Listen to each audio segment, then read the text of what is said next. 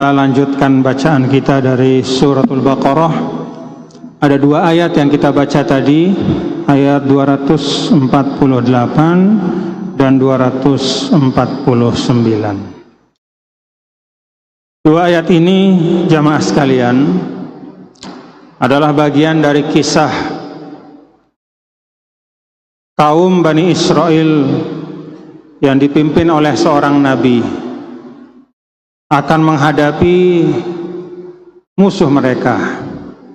Musuhnya kekuatannya luar biasa, dipimpin panglima perang yang sangat terkenal bengisnya, ganasnya, hebatnya. Namanya Jalut. Jadi musuhnya Bani Israel itu adalah satu bala tentara besar sekali yang dipimpin oleh panglima perang namanya Jalut. Maka Nabi ini meminta kepada Allah pertolongan. Turunlah pertolongan Allah. Pertolongan Allah itu, bapak-bapak dan saudara-saudara, kadang tidak sesuai dengan yang diharapkan oleh manusia. Kalau kita minta, biasanya jalan pintas. Kalau berhadapan dengan musuh, ya Allah, hancurkan musuh saya. Doa untuk mengalahkan itu dikabul oleh Allah, tapi dengan prosedur. Nah, ada tahapan-tahapannya.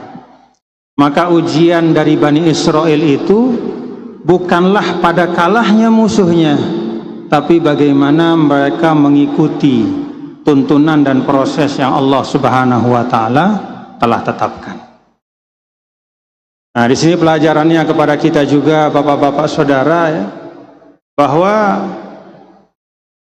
yang diukur oleh Allah Subhanahu wa Ta'ala dari kita di dunia ini adalah bukan dari manis atau pahitnya takdir yang kita terima.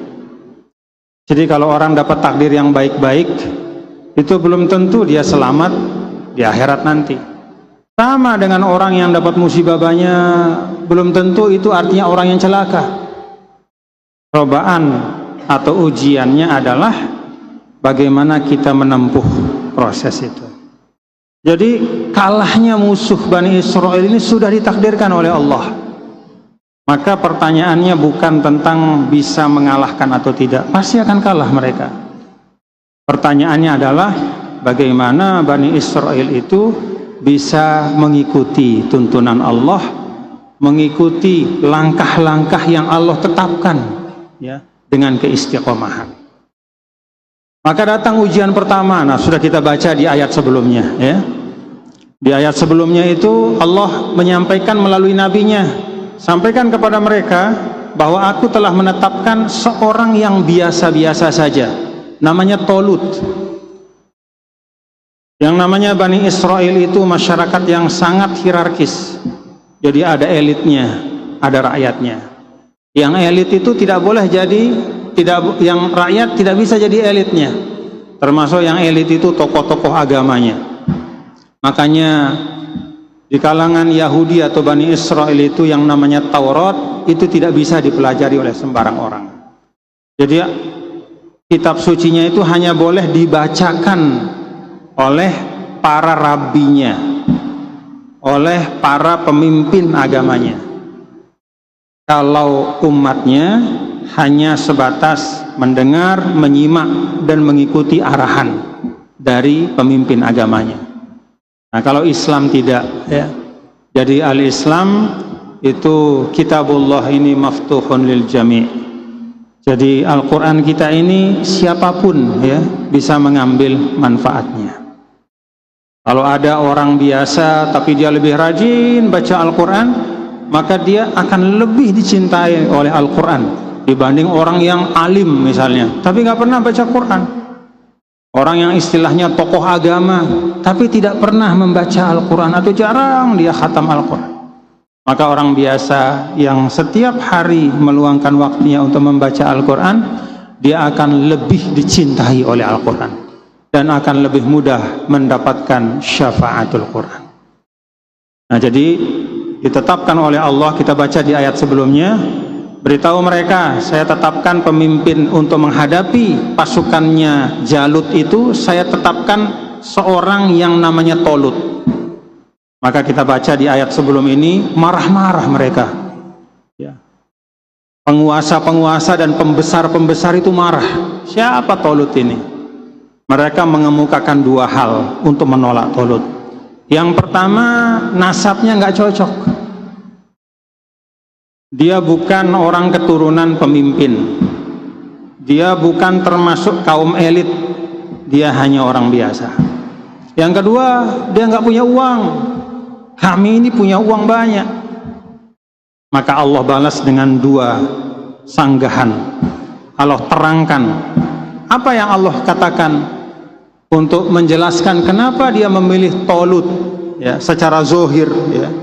Karena kan kita di dunianya hanya berhukum secara zohir saja. Kenapa kok memilih Tolut? Ketika orang-orang pembesar itu mengatakan nasabnya biasa-biasa saja, Allah katakan zadahu bastotan fil ilmi. Memang dia keturunan orang biasa, tapi ilmunya melebihi Anda semua. Jadi ilmu itu melebihi nasab. Ya. Islam itu memberikan penghormatan kepada para orang berilmu. Nasabnya biasa-biasa, tapi dia berilmu, maka dia istimewa. Fa innal ulama warasatul anbiya. Orang berilmulah penerus para nabi. Karena itu kita perlu untuk terus belajar, menambah ilmu kita supaya menambah kemuliaan kita di sisi Allah. Lalu yang kedua, ya, ketika mereka mengatakan dia tidak punya harta sebanyak kami, maka Allah jawab dengan mengatakan zadahu basatan fil ilmi wal jismi. Memang hartanya tidak sebanyak kalian, tetapi di dalam pertempuran, ya, di dalam peperangan yang real, itu bukan harta yang diperlukan yang utama, tapi kekuatan fisik. Maka yang namanya Tolut itu fisiknya, sehatnya, kemampuan ilmu perangnya itu melebihi kalian. Maka pantas dia menjadi pemimpin di atas kalian. Nah, jadi di proses pertama ini saja sudah banyak yang gagal. Banyak dari Bani Israel itu yang sudah melawan perintah Allah, dan memang biasa mereka melawan perintah Allah. Banyak yang gagal. Maka di sini diteruskan, ya. Diteruskan oleh Allah Subhanahu wa taala penjelasan. Nah, dalam ayat yang kita baca, Allah Subhanahu wa taala berfirman, wa qala lahum nabiyuhum, maka berkata nabi mereka, ya, kepada mereka itu yang banyak itu, yang sebagiannya menyanggah, sebagiannya menolak.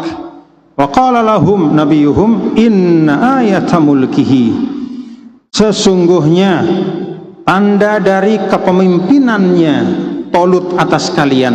Nah, kalau yang pertama itu kan ucapan Nabi, maka karena banyak yang menyanggah, dan yang namanya Bani Israel itu kaum yang sangat materialistis, mereka selalu ingin bukti yang bisa dilihat oleh mata, ya.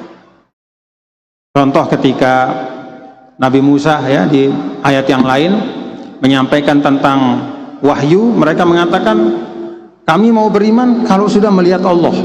Arinallaha jahratan. Itu tidak ada orang berani, ya, sekurang ajar itu selain Bani Israel. Kalau kita baca dalam Al-Quran nih, kaumnya Nabi Lut, kaumnya Nabi Soleh, kaumnya Nabi Ibrahim alaihissalam termasuk, dan kaum nabi-nabi yang lain, sampai bahkan orang jahiliyah zaman Nabi besar Muhammad SAW, tidak ada direkam di dalam Al-Quran sampai mengatakan perlihatkan kami mana Tuhanmu itu, supaya mata kami ini lihat. Jadi memang orang-orang Yahudi, Bani Israel itu memang orang yang sangat materialistis, ya. Nah, di sini karena mereka karakternya seperti itu, maka Allah mendatangkan bukti yang bisa dilihat oleh mata mereka. Jadi tidak cukup hanya nasihatnya Nabi, tidak cukup pesannya Nabi, perlu bukti yang dilihat oleh mata. Nah, di sini disebutkan inna ayata mulkihi ay ya'tiyakumut tabutu fihi sakinatun min rabbikum, bahwa tanda dari kebenaran sebagai legitimasi atau bukti bahwa Talut ini memang betul-betul mendapatkan amanah kepemimpinan dari Allah untuk menghadapi musuh kalian adalah akan datang dibawa oleh para malaikat, ya, ayyatiyakumut tabut, akan datang kepada kalian satu peti, fihi sakinatun, di dalam peti itu ada sakinah. Kata para ulama ahli tafsir, nah silahkan dicek ya, seingat saya sakinah di dalam ayat ini maksudnya adalah kitab suci Taurat. Kenapa kitab suci Taurat disebut sebagai sakinah atau ketenangan? Karena memang petunjuk Allah itu akan membawa ketenangan hati.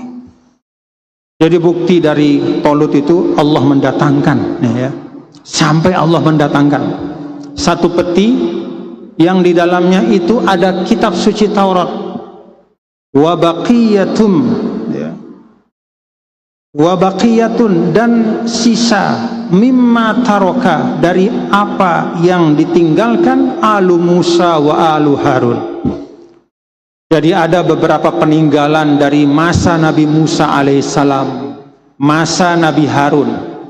Kata sebagian ulama tafsir, ada potongan bajunya Nabi Musa, ada potongan tongkatnya Nabi Musa, ada potongan bajunya Nabi Harun, ada alwah.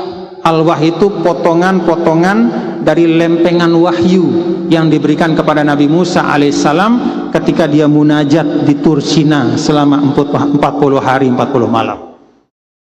Jadi itu semua bapak-bapak saudara tersimpan dalam peti keramat, ya. Peti ini selama sekian ratus tahun itu diangkat oleh Allah, ya, disimpankan oleh Allah. Nah, setelah beberapa ratus tahun, ya, kemudian karena munasabah untuk membuktikan kebenaran Talut ini sebagai pemimpin yang ditunjuk oleh Allah, maka para malaikat dengan perintah Allah Ta'ala membawa turun peti itu dan diperlihatkan kepada Bani Israel. Nah, kita bisa bayangkan bapak-bapak saudara, ya, bagaimana ini kaum yang hatinya sangat keras, sehingga tidak cukup hanya nasihat dan ucapan, ya. Mereka itu perlu pembuktian demi pembuktian, karena demikian keras hatinya, ya. Dia mau menolak, tapi dia takut juga, kalau saya menolak ini nanti saya benar-benar diazab. Maka untuk menyamarkan penolakannya, dia bikin alasan yang aneh-aneh. Termasuk kisah seekor sapi itu kan, diminta nyembelih sapi, males, mereka nggak mau, ngapain nyembelih sapi. Maka mereka tanya, ini warnanya apa, modelnya kayak gimana, umurnya berapa. Masa ada orang nanya warna sapi coba? Nggak ada pernah seperti itu, hanya Bani Israel. Nah, di sini dijelaskan, datanglah tabut dibawa oleh para malaikat, fihi sakinatum min rabbikum wa baqiyatum mimma taraka alu Musa wa alu Haruna tahmiluhul malaikah. Ya Allah, sampai malaikat khusus, ya, diturunkan oleh Allah untuk membawa peti. Di dalamnya ada Taurat dan sebagian peninggalan dari Nabi Musa. Begitu dibuka oleh Nabi-nya, oh, mereka lihat semuanya. Dijelaskan di dalam tafsir, ya, bapak-bapak saudara, menghadapi ujian yang kedua ini pun banyak yang gagal. Jadi ketika mereka sudah melihat peti itu, kemudian mereka lihat benar-benar ada Taurat di situ, benar-benar ada lempengan wahyu, benar-benar ada potongan tongkat Nabi Musa, benar-benar ada potongan baju Nabi Musa, ada peninggalan Nabi Harun. Masih saja sebagian dari mereka tidak mau mengikuti ketetapan Allah. Jadi tadajjaru wasaimu, ada dijelaskan di sebagian tafsir, tadajjaru wasaimu, didatangkan apa yang mereka minta, bukannya sami'na wa ata'na, tadajjaru, ya. Dojar itu ngeremon kalau bahasa kita. Ah, masa iya sih, jangan-jangan ini palsu petinya, masih saja. Jadi ujian kedua itu sebagian gagal. Ujian pertama tadi sudah gagal sebagian, maka semakin sedikit kelompok yang taat itu, semakin sedikit. Nah, Kemudian yang berikutnya, ya, di ayat yang 249, falamma fasala Talutu bil junud, yang tersisa, ya, yang mengikuti perintah Allah, maka mereka ikut bersama dengan Talut. Lalu oleh Talut, orang-orang yang mau ikut untuk berperang ini diuji, ya, dengan perintah dari Allah, maka dia diuji dengan ujian ketiga. Falamma fasala Talutu bil junudi, ketika Talut sudah bersama dengan pasukannya, qala, dia mengatakan, innallaha mubtaliikum binahar, Allah Subhanahu wa taala menguji kalian dengan sungai. Jadi mereka melewati satu sungai, lalu kata Talut, faman syariba minhu, siapa saja di antara kalian yang minum air sungai ini, ya, falaisa minni, maka kalian tidak benar-benar menjadi pasukan saya. Maka kalian tidak benar-benar komit bersama berjuang dengan saya. Wa man lam yat'amhu fa innahu minni illa man ightarafa ghurfatan biyadihi.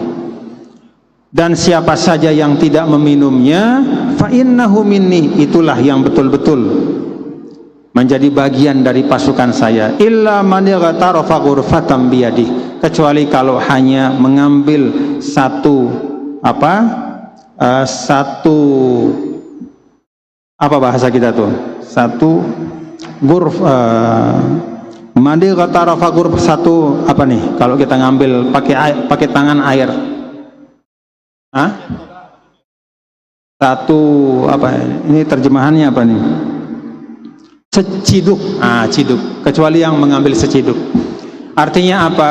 Kalau yang hanya ngambil seciduk berarti masih komit sama saya. Tapi kalau dia sampai mandi, sampai minum, sampai kenyang, berarti itu tidak komit dengan saya.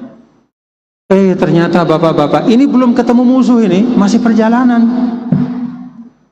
Fasyaribu minhu illa qalilam minhum. Ternyata sebagian besar syaribu, mereka minum air sungai itu. Illa, kecuali qalilam minhum, hanya sedikit yang tersisa. Hanya sedikit yang tersisa. Nah, dalam sebagian riwayat disebutkan, ya, wallahu alam bisawab, bahwa jumlah yang tersisa dari pasukan Talut yang sebenarnya jumlahnya itu ribu-ribuan, itu yang tersisa adalah seperti jumlah pasukan yang dibawa oleh Nabi kita, Nabi besar Muhammad SAW pada saat perang Badar. Jadi 313 orang dari sekian ribu yang mengaku kami siap berjuang. Begitu berjalan, dapat satu ujian, ternyata sebagian besarnya gagal. Dan bapak-bapak, ibu, bapak-bapak, saudara sekalian, ya, di banyak penjelasan para ulama, sebenarnya tidak meminum air itu tidak membuat mati. Jadi kalau tidak minum air itu tidak apa-apa. Jadi meminum itu bukanlah dalam keadaan misalnya panas yang luar biasa, kalau tidak minum akan mati, tidak, biasa-biasa, capek, iya capek, tapi kalau tidak minum pun tidak apa-apa. Lalu kenapa sampai sebagian besar dari pasukan Talut itu memilih untuk melawan perintah pimpinan dan meminum air itu sampai kenyang? Kata para ulama, ini menunjukkan bahwa memang tabiatnya yang namanya Bani Israel adalah memang suka melawan pimpinan, melawan tuntunan agama, ya, memberontak, ya, bermaksiat. Bahkan kalau kita baca di dalam Al-Quran, qalu sami'na wa asaina. Tidak ada juga di dalam Al-Quran itu ada sampai kelompok yang berani mengatakan sami'na wa asaina, iya kami dengar tapi kami lawan. Hanya Bani Israel. Kalau orang munafik zaman Nabi itu, ya, dia ngelawan Nabi tapi diam-diam, ya. Bahkan dia mengatakan amanna qul lam tu'minu. Nah, mereka mengatakan kami beriman ya Rasulullah. Jadi verbalnya itu nggak berani mengatakan enggak. Kami beriman, sampai Allah sendiri yang negur, ya. Qul lam tu'minu walakin qulu aslamna walamma yadkhulil imanu fi qulubikum. Kalian belum benar-benar beriman tapi sudah Islam. Artinya sudah ikut sholat, sudah ikut zikir sama Nabi, tapi hatinya itu belum betul-betul tunduk ya, kepada iman. Itu orang munafik. Jadi bahkan orang munafik yang paling jahat sekalipun ya, pada masa Nabi besar Muhammad SAW itu hati-hati dalam berucap. Nah, kalau orang Yahudi atau Bani Israel itu Masya Allah ya, luar biasa ya, sami'na wa asaina, termasuk dalam contoh ayat ini ya.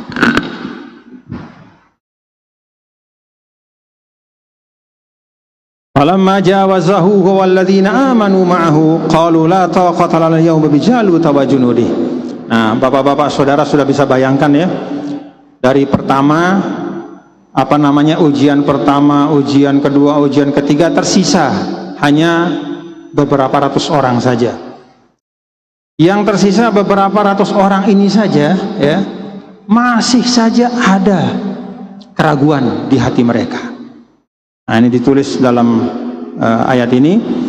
Falamma jawazahu huwa walladzina amanu ma'ah. Ketika mereka melewati sungai itu dengan yang tersisa ya, yang sebagian besar tidak ikut nyebrang ya, karena mereka memang tidak mau awalnya ya. Jadi mereka tinggalkan, akhirnya Talut menyeberang dengan beberapa ratus. Falamma jawazahu, ketika dia menyeberangi sungai itu, walladzina ma'ahu ya, walladzina amanu ma'ahu, dan bersama pasukannya yang istiqomah bersama beliau, qalu la taqata lanal yauma bijaluta wa junudi. Yang tersisa ini pun masih ada sebagian dari mereka yang mengatakan la taqata lanal yauma bijaluta wa junudi. La taqata ay la quwwata la hilata, enggak mungkin kita yang hanya sekian ratus bisa mengalahkan pasukan Jalut yang jumlahnya luar biasa, yang senjatanya juga istimewa. Maka qala alladzina yazunnuna annahum mulaqullah, maka berkatalah di antara pasukan itu mereka yang betul-betul meyakini ya, yazunnun di sini bermakna ayyuqinun, mereka meyakini annahum mulaqullah, bahwa mereka akan mendapatkan keridhaan Allah Subhanahu wa taala. Artinya yang betul-betul lahir batin ya, ingin berjuang. Apa kata mereka ya, kam min fi'atin qalilah ya, kam min fi'atin qalilatin ya, betapa banyak, kam min fi'atin qalilatin, betapa banyaknya, tidak sedikit peristiwa kejadian, fi'atin qalilatin, kelompok yang sedikit ya, ghalabat fi'atan katsirah, mengalahkan fi'atan katsirah, kelompok yang banyak. Biiznillah, dengan izin Allah, wallahu ma'as sabirin, Allah bersama orang-orang yang sabar. Wallahu subhanahu wa ta'ala alam. Bapak-bapak, saudara-saudara sekalian, jadi dari dua ayat ini ada beberapa hal yang kita ambil ya. Yang pertama adalah kita identifikasi betul ya di dalam kisah ini sifat-sifat dari Bani Israel yang harus kita jauhi ya. Jadi Allah menceritakan tentang mereka bukan untuk kita nyumpahin mereka, bukan untuk kita melaknat mereka, tidak, tapi Allah menceritakan mereka supaya kita bisa mengambil pelajaran ya, dari sifat-sifat mereka itu jangan kita ikuti. Jangan sampai kita sebagai umat Nabi Muhammad SAW, tapi sifatnya seperti sifat orang Yahudi, sifatnya seperti sifat Bani Israel yang jelek-jelek itu. Karena ada juga sifat mereka yang baik, ada juga sifat mereka yang baik, tapi dominan sifat-sifat mereka yang buruk. Nah, jadi dari rangkaian ayat ini, bapak-bapak, saudara-saudara sekalian, kita mengambil ya, menginventarisir sifat-sifat apa yang tidak baik ya, untuk kemudian kita jauhi sejauh-jauhnya. Lalu yang kedua, Allah Subhanahu wa taala mengajarkan kepada kita ya, bahwa ukuran Allah itu seringkali tidak sama dengan ukuran manusia. Termasuk ketika Allah menetapkan pemimpin ya di kelompok Bani Israel ini. Pada saat itu kriterianya adalah bernasab dan beruang. Maka Allah rubah kriteria itu dengan berilmu dan sehat fisiknya. Dan ini ukuran ya, yang kalau kita lihat pada kehidupan kita hari ini, inilah ukuran yang harus kita pedomani. Ya, bahwa ukuran dari kepemimpinan, ukuran dari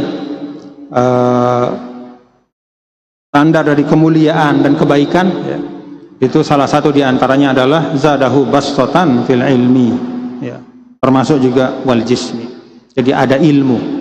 Jadi ilmu itu adalah standar kemuliaan di sisi Allah Subhanahu wa taala.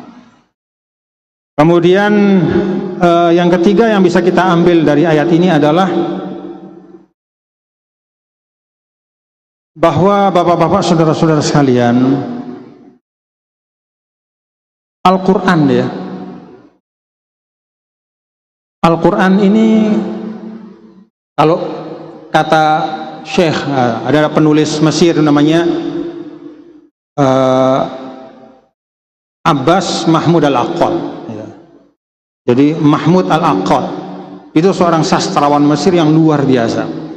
Salah satu ungkapan beliau ya di dalam karangan yang banyak sekali, bahwa Al-Quran itu adalah kitabul amal, yaitu kitab suci yang memberikan harapan kepada semua. Kitab suci yang kalau orang membacanya, siapapun dia, dalam keadaan yang paling terpuruk sekalipun, kalau dia membacanya dengan hati, maka akan tumbuh harapan di dalam dirinya. Nah, di sini kita lihat bapak-bapak saudara ya, masyarakat yang di situ yang boleh berkiprah hanya orang yang nasabnya seperti ini, hanya orang yang elit, hanya orang yang hebat, hanya orang yang kaya, maka Allah Subhanahu wa taala membuka ya di dalam Al-Qur'an, oh tidak seperti itu. Ya. Jadi kemuliaan, kepemimpinan dan kebaikan di dunia ini Allah bukakan untuk semua. Siapapun, yang penting dia memenuhi syaratnya. Dan banyak di dalam ayat-ayat Al-Quran juga bapak-bapak saudara ya, kalau kita lihat kisah Nabi Yakub yang matanya sampai putih saking sedihnya ya terhadap hilangnya putra yang beliau cintai, yaitu Nabi Yusuf alaihissalam. Sesedih-sedihnya apa kata beliau? La taqnatu mir rauhillah, wahai anak-anakku ya. Ini orang sedih nih. Kalau istilah kita, orang yang hampir putus asa kalau ukuran kita ya, sampai matanya itu tinggal putihnya saja karena sedih. Orang sesedih itu masih bisa dia menasehati anak-anaknya yang dia kirim untuk mencari Yusuf. Kata anak-anaknya, Pak, puluhan tahun Yusuf sudah hilang, ngapain cari orang yang hilang? Kami nih sudah masih ada, ini anak-anakmu yang masih ada, ngapain pikirin orang yang hilang? Kata Yakub, saya masih yakin Yusuf masih hidup, karena itu pergi kalian mencari Yusuf. Dan mereka dibekali dengan salah satu pesan, la taqnatu mir rahmatillah tayasu mir rauhillah, innahu la yayasu mir rauhillah illal qaumul kafirun. Jadi semustahil-mustahilnya menurut kalian, sesulit-sulitnya menjumpai Yusuf, lebih daripada sulitnya mendapatkan jarum di tengah tumpukan jerami, istilahnya bahasa kita, tapi jangan putus asa dari rahmat Allah. Maka kata Abbas Mahmud Al-Aqad, fa innal Qur'ana kitabul amal. Jadi Al-Quran ini adalah kitab yang memberikan harapan. Maka kalau kita gundah, kalau kita resah ya, obati keresahan kita itu dengan Al-Quran. Jadi sebelum Anda pergi ke psikiater, ke psikolog ya, sebelum Anda bertanya kepada orang cerdik pandai, ambil dulu Al-Quran yang ada di rumah kita, kita buka, kita minta syafaatnya. Karena apa? Wa nunazzilu minal Qur'ani ma huwa syifa. Kenapa disebut nakiroh? Kata para ulama, Allah kasih dalam Al-Quran itu obat, disebut dalam bentuk nakiroh. Apa ifadah dari nakiroh? Li ta'mim, obat seakan-akan ya obat untuk semua. Jadi Al-Quran itu obat untuk apapun yang kita jumpai. Maka disebutkan dalam bentuk umum, ya, tidak dikhususkan obat hati, obat kepala, obat kaki, enggak, obat. Jadi bapak-bapak saudara sekalian, itu yang ketiga yang kita ambil dari rangkaian kisah Talut dari dua ayat yang kita baca, bahwa Allah Subhanahu wa Ta'ala, ya, melalui kitab sucinya, ya, melalui tuntunan para nabinya, itu menumbuhkan harapan pada diri manusia. Maka dosa paling besar, ya, bagi seorang muslim adalah yuqannitu abdan min ibadillah, kalau dia membuat orang lain putus asa. Jadi kalau ada orang nanya sama kita, kira-kira saya ini sudah banyak dosanya, kira-kira Allah ampuni nggak saya? Insya Allah Allah ampuni. Kalau kita ngomong sama orang nih, ngomong sama diri kita juga begitu, ya. Makanya Allah Subhanahu wa Ta'ala sangat marah, ya, kepada siapapun, ya, yang menyempitkan rahmat Allah. Allah Subhanahu wa Ta'ala sangat marah kepada siapapun yang memvonis orang lain bahwa orang itu akan masuk neraka. Gak pernah tahu kita, ya. Maka dalam Al-Quran itu, fala tuzakku anfusakum huwa a'lamu bimanittaqa. Jangan kalian puji-puji diri kalian, karena Allah yang paling tahu siapa yang bertakwa. Dalam hadis juga ada, innar rajula la ya'malu bi amali ahli jannah, ya, hatta la yakun bainahu wa bainal jannati illa zira, fayasbiqu alaihi alkitab fayamalu bi amali ahli nar fayadkhulun nar. Ada orang lahiriahnya baik, tapi tiba-tiba di suatu masa, mungkin entah karena kesombongan, entah karena selalu menganggap orang lain jelek, sering mengumpat orang, kalau ada kekurangan orang dia sebut-sebut, maka akhirnya apa? Allah ganti hidayahnya menjadi dolalah. Allah cabut hidayahnya, ganti dengan kesesatan. Baik, tiba-tiba di ujung, nauzubillah min zalik, hidayahnya dicabut, dia masuk neraka. Karena itu bapak-bapak saudara-saudara sekalian, ya, kalau kita hidup, pertama untuk diri kita, kita lapangkan, ya, kita lapangkan bahwa Allah Subhanahu wa Ta'ala wa rahmati wasi'at kulla syai'. Allah Subhanahu wa Ta'ala, yang penting kita mau memperbaiki diri, Allah pasti memberikan ampunannya. Demikian juga kepada orang, ya. Karena itu Rasulullah SAW kan sederhana, melihat orang yang nyata-nyata kufur, dan kufurnya itu sampai menyakiti, dan yang disakiti itu fisik beliau langsung dilempar pakai batu, dilempar pakai pelepah korma sampai luka. Hanya satu doanya, Allahumma hdi qaumi, ya Allah kasih mereka hidayah. Dah itu.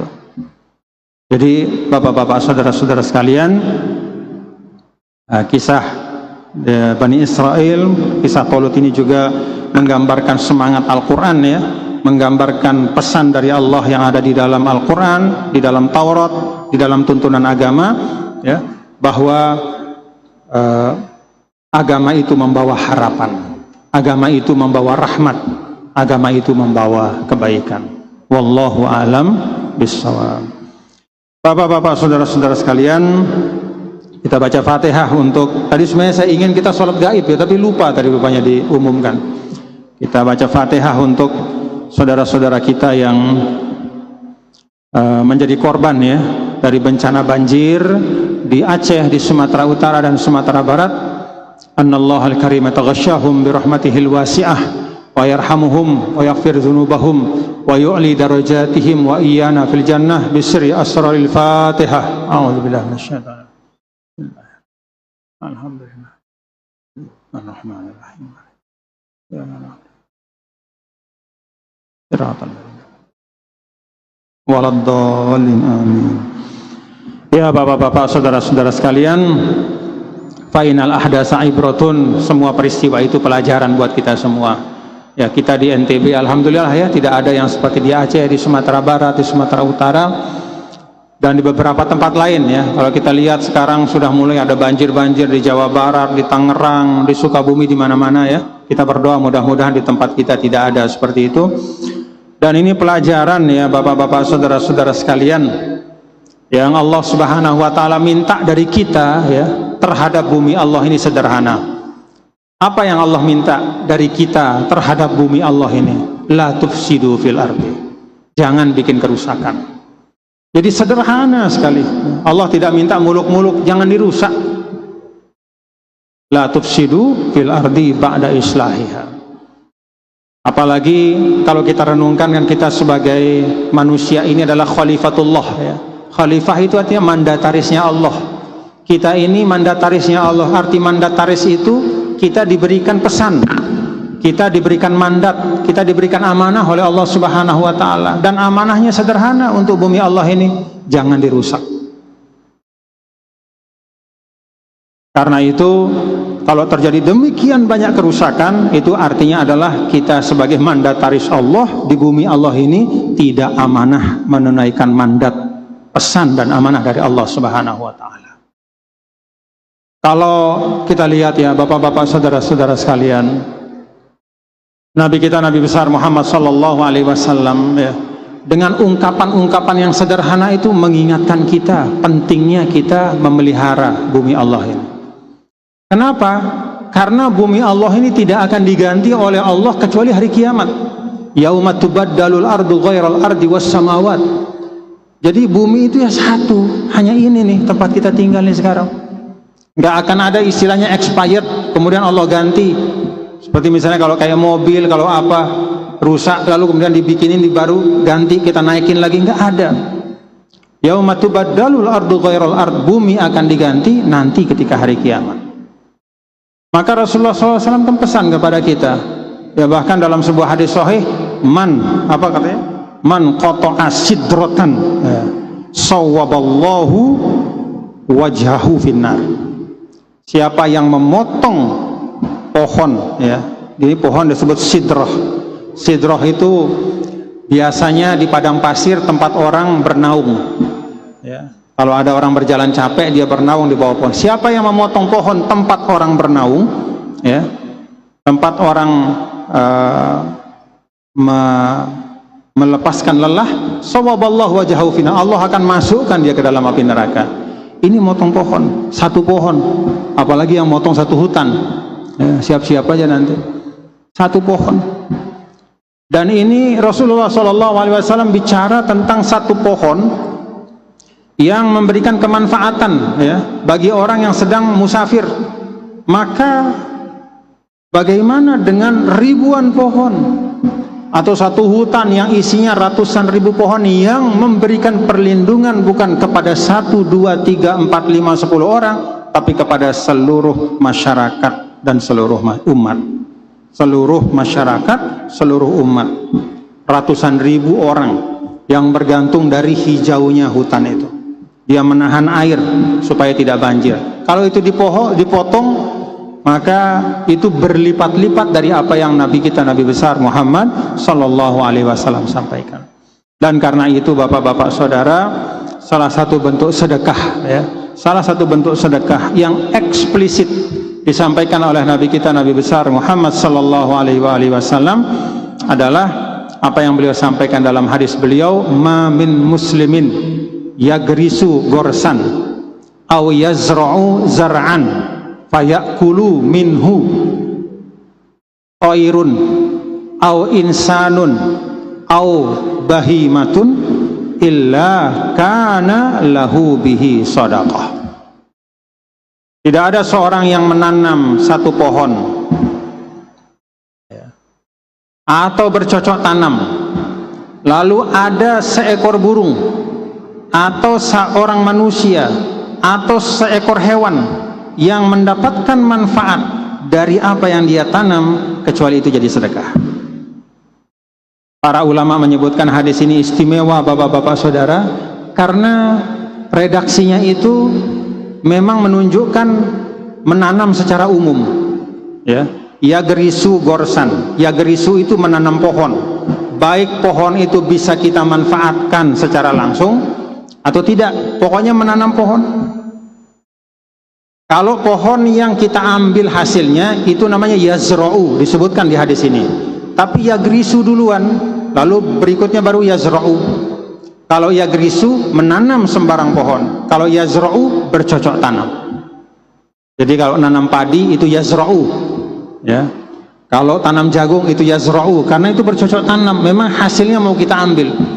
Tapi kalau kita menanam pohon di pinggir jalan untuk menghijaukan, kita tidak dapat menjual daunnya, kita tidak dapat menjual buahnya, tetapi kemanfaatannya bisa dinikmati oleh hamba-hamba Allah yang lain. Dan itu didahulukan di dalam hadis ini, ya. Jadi yagrisu didahulukan daripada yazra'u. Kenapa? Untuk mengingatkan kita jangan egois, jangan hanya memikirkan kepentingan jangka pendek kita, tapi pikirkan kepentingan seluruh alam semesta ini. Jadi jangan kamu hanya rajin menanam padi yang hasilnya untuk kamu makan, tapi tanami juga bumi Allah ini, hijaukan dia dengan tanaman, dengan pohon-pohon yang kamu tidak bisa makan, tapi itu akan membawa kedamaian, kebaikan, dan akan termanfaatkan dari generasi ke generasi. Maka lanjutannya itu juga menarik bapak-bapak. Fayakulu minhu toirun. Kemudian ada seekor burung. Nah, burung dulu disebut, baru insanun, manusia. Au bahimatun, atau hewan-hewan yang lain. Rasulullah SAW sampaikan, kalau ada tanaman yang kita tanam, lalu ada burung yang di situ dia bernaung, dia bikin sarang, maka selama dia bersarang di situ ngalir pahalanya untuk kita. Masya Allah. Jadi itu betul-betul gudang pahala yang luar biasa. Ya. Maka kalau ada orang, saya lihat misalnya di medsos, ada bapak-bapak tua, dia cerita, saya sudah menanam 15.000 pohon di sepanjang pinggiran daerah aliran sungai. Saya betul-betul anak agutabit, saya iri sama orang itu. Nggak tahu saya berapa banyak pahala yang dia simpan. Orang biasa mungkin nggak bisa baca Quran seperti bagusnya kita baca Quran, nggak bisa baca kitab, mungkin sholatnya nggak sebaik kita mungkin, tapi dia sudah menanam 15.000. Itu satu saja yang dia tanam, setiap ada makhluk Allah dapat manfaat, ngalir pahalanya gede. Saya nggak bisa bayangkan berapa banyak pahalanya bapak itu. Ya. Jangan-jangan sudah wali dia itu. Jadi kalau ketemu orang kayak gitu, minta doa lah. Minta doa dari orang-orang yang banyak menanam, karena sumber amal jariahnya dia itu luar biasa banyaknya. Jadi bapak-bapak saudara sekalian, pengingat kepada kita semua ya, bencana-bencana ini, mari kita menjadi mandataris bumi Allah ini dengan sebaik-baiknya ya. Tunaikan mandat di bumi Allah ini dengan baik. Apa itu? Yaitu islahul ard. Kita perbaiki keadaan bumi Allah ini. Boleh kita manfaatkan, tapi dengan cara-cara yang baik. Dan Allah minta kita satu hal saja jangan dilakukan, yaitu al-ifsad, jangan merusak bumi Allah. Memang ada satu hal juga bapak-bapak saudara ya, yang saya amati kalau kita bicara tentang musibah-musibah ya, bencana, kita selalu mengatakan ya ini musibah, ya memang sudah ketetapan Allah. Benar bapak-bapak saudara-saudara sekalian ya, bahwa tidak ada yang terjadi kecuali Allah sudah tetapkan. Bahkan konsep musibah dalam agama Islam itu sebenarnya menyangkut segala sesuatu ketetapan yang kita terima. Mau senang mau susah itu musibah dalam bahasa Al-Quran. Karena dalam Al-Quran itu ma asabaka min hasanatin faminallah wa ma asabaka min sayyi'atin famin nafsi. Apa yang merupakan menimpamu yaitu musibah yang baik itu dari Allah. Musibah yang menimpamu yang buruk itu dari perbuatan tangan kakimu. Jadi konsep umum dalam Islam, bahasa Al-Quran, yang namanya musibah itu sebenarnya segala sesuatu ketetapan Allah. Mau baik mau buruk itu musibah. Tetapi dalam penggunaan itu musibah dibatasi maknanya. Apa itu musibah? Yaitu yang tidak menyenangkan ya. Penyakit, bencana alam, kematian.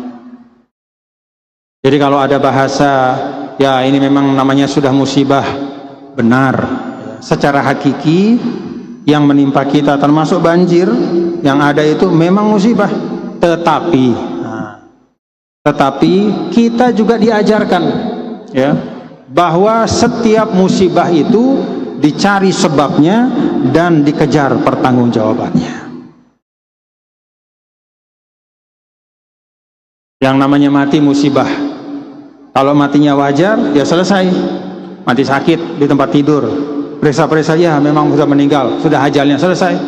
Tapi kalau mati karena dibacok, selesai nggak urusannya dengan mengatakan oh musibah dia meninggal? Enggak.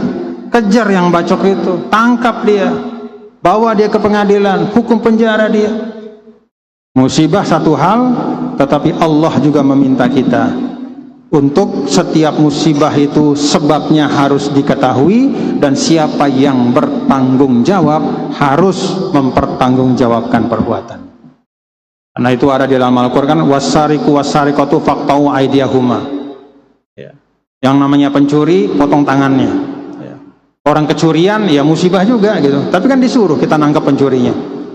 Ini banjir, musibah iya, tapi cari siapa yang bikin gundul itu. Jangan dengan mengatakan musibah lalu selesai urusan. Kita nangis ngeliat tayangan medsos, kita kasihan, sedih, tapi setelah itu selesai. Kalau memang begitu cara kita mengelola peringatan-peringatan dari Allah, maka kita benar-benar adalah bangsa, adalah masyarakat yang tidak bisa mengambil pelajaran. Justru yang paling berharga dari pelajaran musibah ini, bencana ini adalah ya pertama, yang sakit, yang meninggal, yang kehilangan harta benda, itu kalau bisa kita bantu, kita bantu. Kita harapkan negara juga bisa memberikan kompensasi, ya, berikan bantuan. Tapi yang lebih penting dari itu adalah hentikan pengrusakan bumi Allah ini.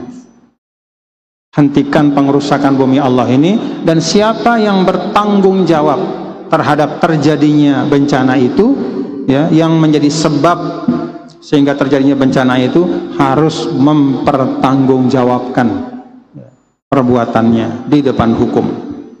Disitulah pelajaran yang paling penting. Maka insya Allah kita tunggu, mudah-mudahan ya akan kelihatan siapa yang bertanggung jawab. Mereka akan mempertanggungjawabkan perbuatannya, akan ditegakkan hukum dengan seadil-adilnya, karena apa yang mereka lakukan telah membawa kemudaratan luar biasa untuk jutaan umat manusia.